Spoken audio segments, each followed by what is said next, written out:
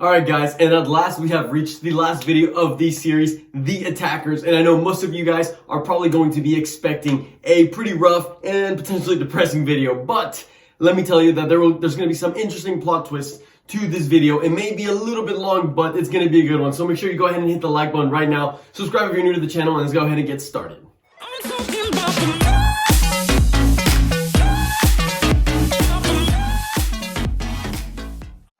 Okay guys, and we're going to dive straight into these ratings because there's going to be quite a bit of players that we have to cover, and I have quite a bit of things to say about each one of them.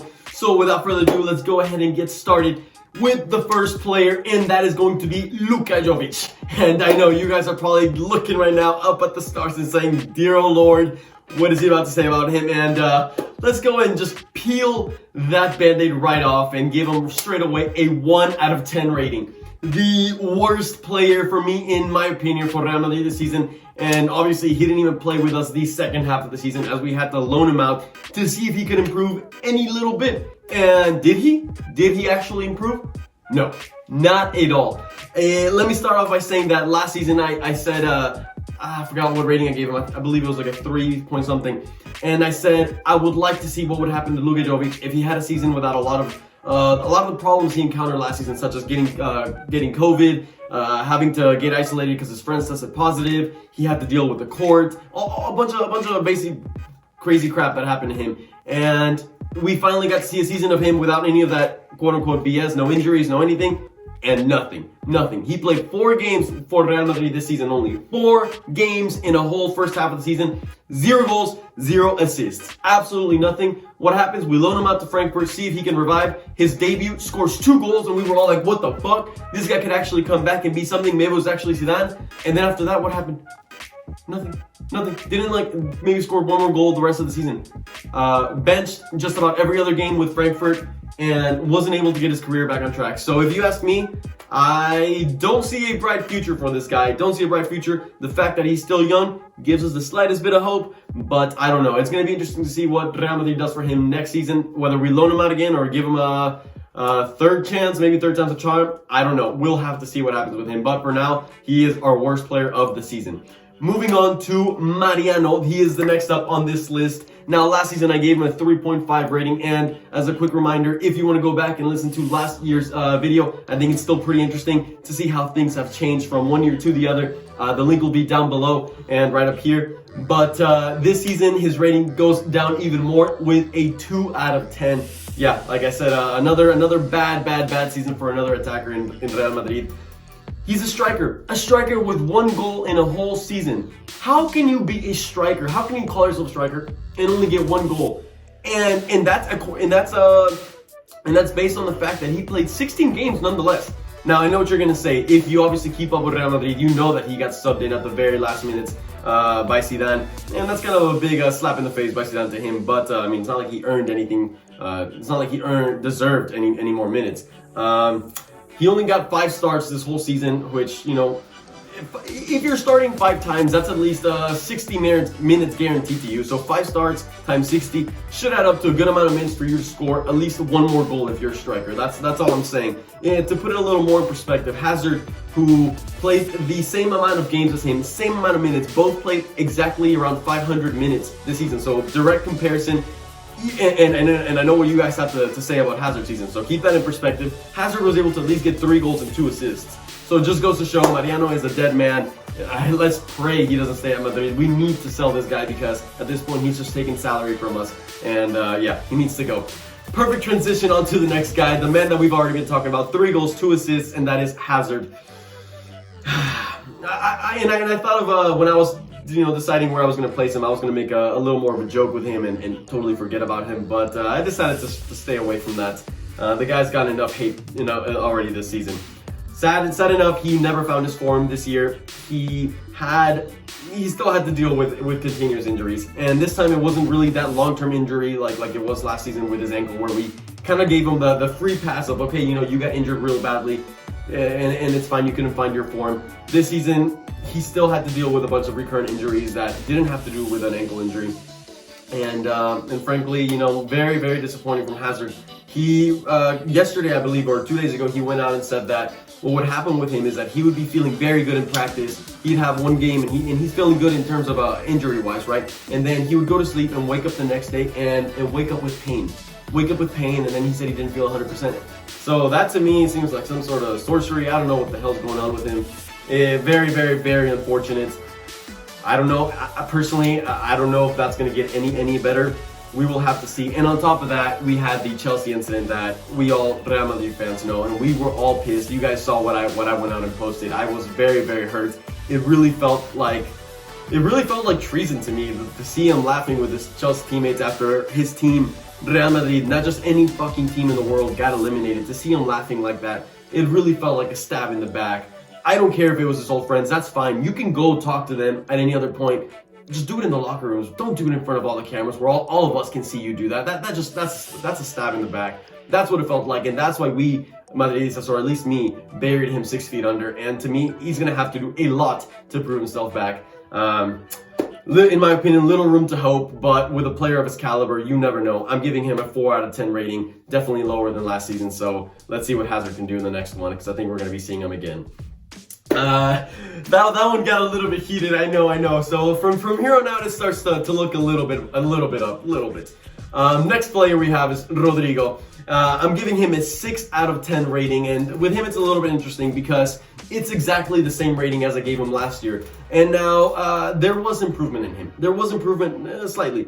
He went from playing 19 games last season to 33 games, and as a 20-year-old this year, playing 33 games for Real Madrid is a merit. I would say if you're 20, I'm 24 years old right now, and I would bow down to anyone that's played 33 games for Real Madrid as a 20-year-old.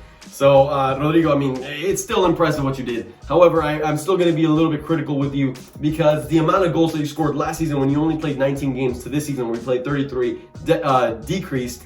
However, in terms of assists, it did increase. He had 7 assists this season. But what I would like to say is that for someone that's playing 33 games for Real Madrid, regardless of the age, I would like to see a few more goals. With that being said, I'm still going to give him a pass. It's still his second season with Real Madrid as a very, very young player, and he still continues to show us that he's got some unique talent in him. His dribbling, his vision, his positioning, it's all very, very good, and I think we still have Rodrigo hasn't had his final say at Real Madrid, and I think he still has room to grow. So next season is going to be crucial for him. His third season at Real Madrid should be one where we see big improvement. So guys, next season, like I said, is going to be a very, very interesting one to see how these young players truly grow. So that's that with Rodrigo, 6 out of 10. Moving on to the next player, which is Marco Ascencio. And now with him, I'm going to be very, very critical. I'm giving him a 6.5 rating. And for this one, I definitely want to hear your opinion down in the comments. So my reasoning for that is, 2 seasons ago, he got 1 goal in the whole year. 1 goal as a winger is terrible, especially considering that he didn't have any severe injuries 2 seasons ago. And then at the end of the season, or at the beginning of last season, that's when he got his ACL injury. So we basically gave him a pass for the whole of last season, even though he came back and scored a good amount of, like 3 goals in the 9 games that he came back at the end of last season. So we said at the end of those, that rating that we made last year, we said it's going to be really interesting to see how he performs in a season where he was showing some improvement when he came back from injury, but we wanted to see a full season of that. And sad to say, it left us wondering, but here we are now with the answers. And sadly, I'm not happy with the performance. I'm not happy with the overall thing. He played 48 games with us this whole year. 48. All right, that's a pretty significant amount. But let's not be fooled. He played that many games because, frankly, there was very little competition up top at Real Madrid this season. So it's kind of a lying statistic. With that being said, in 48 games, he got 7 goals and 2 assists. And for someone that's playing that many games, I want to see double digits somewhere, at least 10 goals or at least 10 assists somewhere. If you're a winger and you're gonna show us promise, you're gonna show something to be excited about, we need to see a lot more. So I'm not excited. I'm not happy with Marco Asencio's season, regardless, because he played so many games and he still stayed consistent with the team. I have to give him a slightly better rating, right? So 6.5, I believe, is appropriate for him, but I want to hear you guys' opinions down in the comments. Now, I said this is going to get a little bit interesting, and this video is going to get a little interesting, and this is why.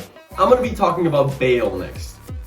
Now, I know Bale did not play at Real Madrid this season. Nonetheless, he is a Real Madrid player because we loaned him out. And last season I gave him a 4 out of 10 rating. I said that I basically showed him the exit door, right? I said, Bale, you need to get out of Real Madrid. We don't want you anymore. And while we didn't sell him, we loaned him out. Now, what happened? He showed us that he revived a little bit. He revived. But my question now is, did you revive to stay here for a couple more seasons at that level? Or was this just like a little fluke? Maybe because it was a different team? Like, are you going to be alive for this much longer? I don't know. But what I do want to say is, he played 34 games this season for Spurs, which is a good amount. It's a good amount. He was not one of the main starters. But with that being said, he managed to get 16 goals and 4 assists. I mean, none of our players at Real Madrid did that. Now, I know a lot of these goals didn't really mean that much for Spurs. They were often goals whenever they were already winning 2-0, 3-0. However, in those 16 goals, he definitely had some goals that he helped Spurs come back from being down 1-0. And at Real Madrid, that could have been the difference between us winning or losing the title in this season. So there is merit to that. Last season, he played 16 games, which is about half of the 34 that he played this season, and he only got 2 goals and 2 assists. So definitely an improvement in Gareth Bale this season at Spurs, which is why I'm giving him a 7 out of 10 rating instead of the 4 that I gave him last season. Now, in my opinion, I could see him coming back to Real Madrid. He's being very stubborn about Real Madrid selling him. So we could be seeing him at Madrid next season, which is why I wanted to add him to these player ratings. And especially the fact that Ancelotti is coming. Bale is a player that did very, very well. If anything, he had his best season under Ancelotti. So maybe he's motivated enough. He hated Zidane. So maybe Ancelotti will motivate him enough to where he can play similar to how he did last season. And if we have a player that scores 16 goals next season, we're going to have a much, much better season. So that's why I definitely wanted to talk about him. In the case that he does leave, it's cool. I'll still take that because he frees up a huge salary cap that we can be using on a bigger player such as Mbappe if he were to come. So I did want to mention that. Let me know what you think about Bale. Would you want him to stay or not next season at Real Madrid, considering how he did this season with Spurs? Next up, we have another player that got loaned out, and that is Brahim Diaz. Now, this is the first player that I talked about in last year's rating. So, like I said, go check that out. Go check that out because I think it was interesting what I had to say about him. I gave him a 3 out of 10 rating last season, and this time I'm going to give him a 7.5. Now, why am I doing that? His loan at AC Milan was actually a very fruitful one, and I said at the end of that video last year that I wanted to see him get loaned out and see how he did in a different team where he got more playing time, and it was positive. His loan was positive. He ended up playing 37 games at AC Milan. Definitely got a lot more consistency than he would have at Real Madrid, and we saw him produce. He scored 7 goals and 3 assists. Now, yes, that's not game changing, but I mean, 7 goals for a player that's also like 21 years old and 3 assists in 37 games, it's a good amount. It's a good amount. So I'm gonna applaud that. And like I said, he's super young. What if he keeps improving? I could see him coming back to Real Madrid and now giving, like, that's what I'm saying. Like, if he was with us this season, I could have seen him challenge Rodrigo, challenge Vinicius for a position there. He could have done something. So I want to see if Ancelotti's gonna want to bring him back and give him one final go at Madrid. If he does good, we got a player. If he doesn't, then it's time to sell him. I think he had everything to do at this loan to show us what he's capable of, and it was positive. So I would like to see Brahim at Real Madrid next season and see what he does. If not, we could probably sell him for a decent amount. So that's what I wanted to talk about him. Next up, we are approaching our final 2 players, and I think the last 2 that are left, and I think you know the order too. The next one is Vinicius Jr. And Vini, lots to say about you. I think we're seeing slow improvement with him. Slow improvement. Every season he's definitely been improving a little bit, but he does have his ups and downs. And the problem is that the downs are very down, very low on him, but his ups are very high. So it always keeps us on our toes. It's like whenever he does really good, we're like, God damn, he could be a really good player. But then whenever he's going through these lows, we're like, holy shit, this player sucks. And that's what's hard. I mean, we saw him against Liverpool. He scored 2 goals, and all Madridistas were losing our fucking mind. I think we all kind of jumped the gun there. But then he kind of went back down, and the rest of the season was just kind of bad after that. He played 49 games with us this season. That is a fucking ton of games. A ton of games for someone that's 21 years old. But with that being said, he only scored 6 goals and 4 assists. That's less than Brahim at AC Milan, who played less games than him, a little more than 10 games less than him. He still managed to score 1 less goal than Ascencio. Yet the reason why I'm placing him higher than Ascencio is because he shows us different types of qualities that Ascencio definitely doesn't. So like I said, just like Ascencio, I expect a player that's playing this many games to be getting double digits somewhere, either in assists or in goals. In my opinion, Vinicius Jr. would not have gotten this much playing time in any other team, any other big team in Europe, including Barcelona, obviously, including I don't know, not even at Tottenham Spurs. I think he would have gotten this much playing time. But with that being said, he still gives us some type of hope because he shows unique skills, whether it's his dribbling, whether it's his his pace. We definitely need to see improvement in certain areas, especially the shooting. But also, him under Ancelotti could be interesting. Ancelotti could show him new ways of approaching this the game. So we're gonna have to see how he does next season, and go from there. But I still saw some improvement in him. So room for us to still have a little bit of hope on maybe players like Eden Hazard. And this leads us to the last player, the final player of this season. And last season, my best player was Casemiro. And in this season, in this season, it has to be, you know who it is, Karim Benzema. Karim Benzema deserves a 10 out of 10 rating, in my opinion, this year for Real Madrid. We said last year that it was his second best season of his career, and this year improves on last season by getting more goals. This makes his second most goal scoring career of his second most goal scoring season of his career with 30 goals, which is better than last. And in my opinion, Karim Benzema deserves a spot on anyone that makes a team of the season for La Liga this season. Karim Benzema should be on there, no doubts in my mind about that. But with that being said, I'm curious as to how he's going to progress, especially now that he's been called up to France. I think one of the big reasons for why we had been seeing such a good Karim Benzema in the past years is one, the departure of Ronaldo and Bale, who were taking highlight away from him, but also the fact that he wasn't playing with France, and every summer meant a huge break for him, and those breaks are very important. So with the fact that Karim Benzema is going to continue aging, and he's going to be playing with France this summer in the Euros, he's going to come into next season definitely a lot more tired, more minutes under his legs than he's used to. So I could see a decrease in his performance next year. But I do want to highlight the fact that he's playing with so much pressure under his belt at Real Madrid, knowing that he is the man that needs to score for us in order to do good. And he's done it with no problems. That is just an impressive attribute about Karim Benzema. He doesn't care. The pressure, the weight doesn't really affect him.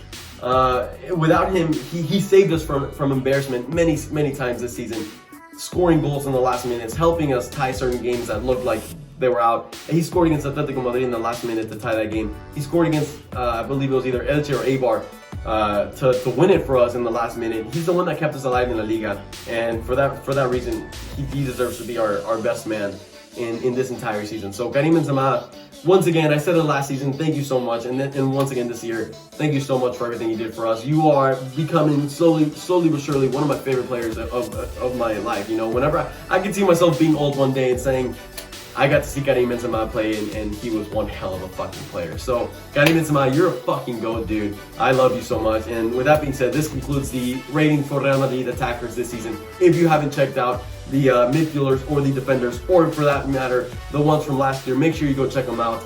I'm excited for next season. We have the Euros coming up, so this is a great time to subscribe. Make sure you hit the like button on this video, and I will be seeing you guys in the coming days. With that being said, as always, Real Madrid.